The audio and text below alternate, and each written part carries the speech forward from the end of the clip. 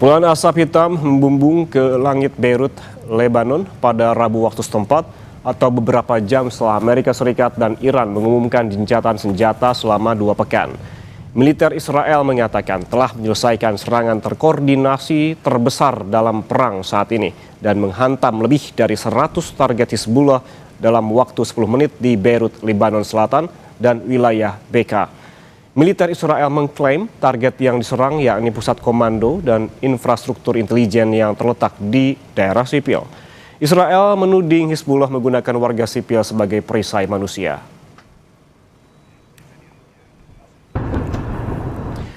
Saudara, hari ini 10 April 2026 merupakan hari pertama proses negosiasi antara Iran dan Amerika Serikat di Islamabad, Pakistan.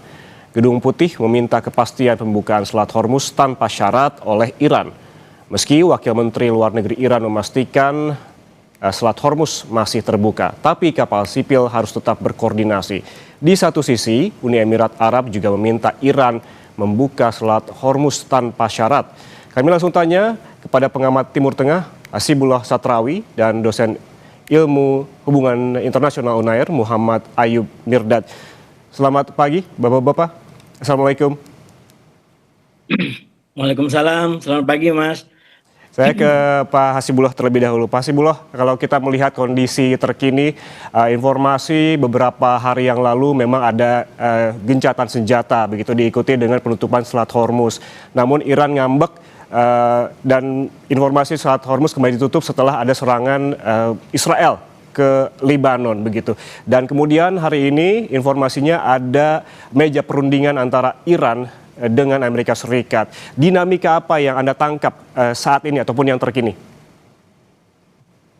Ya, terima kasih. Selamat pagi Kompas TV.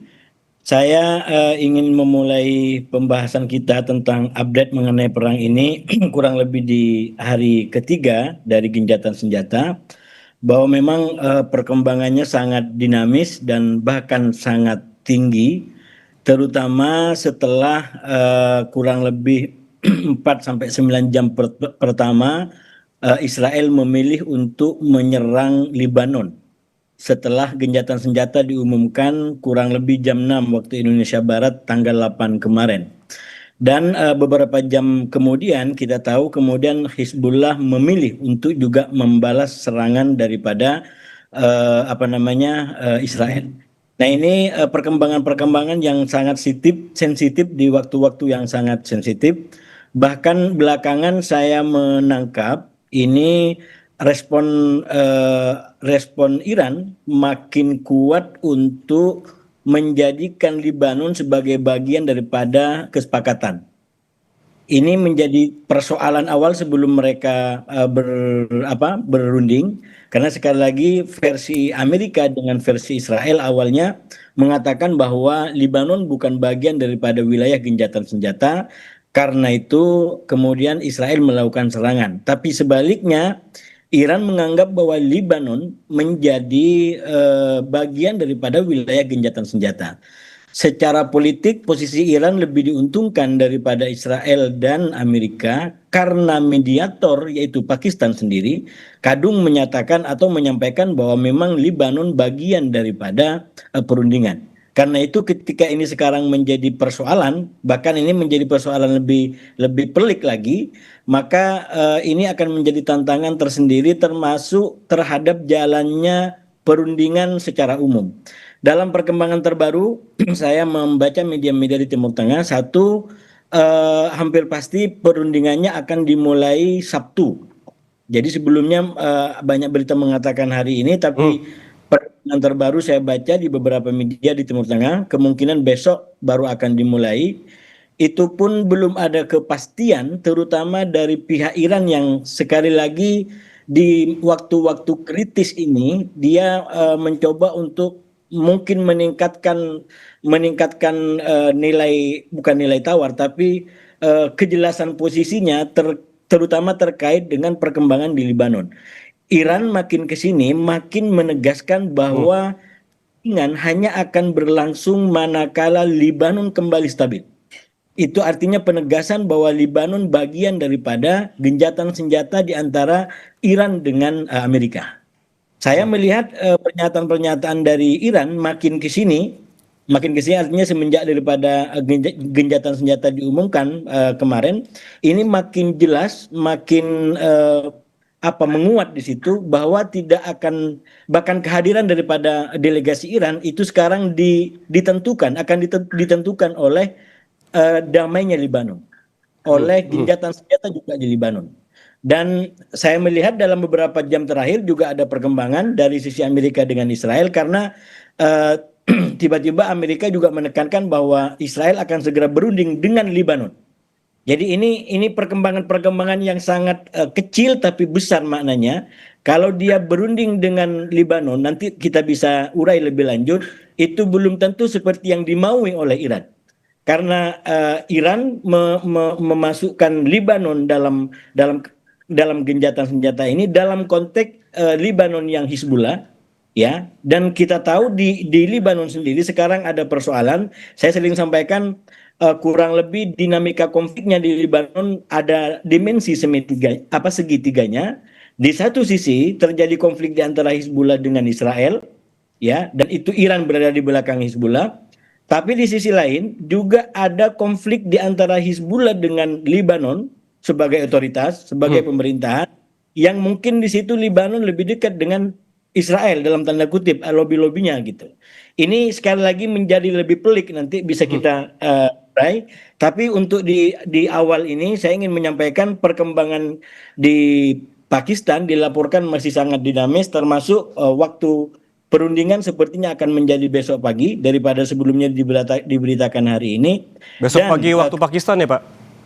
waktu Pakistan, ya kurang lebih jam lebih lambat daripada waktu kita di Jakarta. Dan kehadiran delegasi Pakistan itu masih simpang siur.